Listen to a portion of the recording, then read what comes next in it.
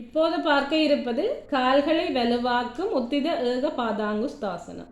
இவ்வாசனம் செய்யும் போது உடலின் முழு எடையும் ஒரு காலில் இருப்பதால் கால் வலுவடையும். இப்போது இந்த ஆசனத்தின் செய்முறையை பார்ப்போம். இரு கால்களையும் ஒன்றாக வைத்து நிற்கவும். கைகள் உடலை ஒட்டி இயல்பாக இருக்க. இதே நிலையில் மூச்சை உள்ளே இழுத்து கொண்டு முதலில் இடது கையை முன்புறமாக மேலே தூக்கவும். ஓரிரு வினாடிகளுக்கு பின் மூச்சை வெளியே விட்டபடி இடது காலை முன்பக்கமாக மேலே தூக்கவும். அதே நேரம் இடது கையை முன்புறமாக கீழே இறக்கி இடது கால் பெருவிரலை ஆட்காட்டி மற்றும் நடுவிரலால் நன்கு பிடித்து கொள்ளவும்.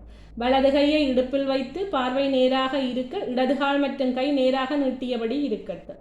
இடை முழுவதும் வலது காலில் இருக்கும் இந்நிலையில் இருந்து 6 முறை மூச்சை இழுத்து விடவும். பின்னராக மூச்சை உள்ளே இழுத்தவாறு இடது கை மேல் நோக்கியும் இடது காலை பழைய நிலைக்கும் கொண்டு வரவும். ஓரிரு வினாடிகளுக்கு பின் இடது கையை முன்பக்கமாக கீழிறக்கி இதேபோல் வலது புறமும் செய்யவும். இதன் பிறகு உத்தானாசனம் செய்யலாம். தேவைப்பட்டால் சிறிது நேரம் ஓய்வெடுத்து கொள்ளலாம்.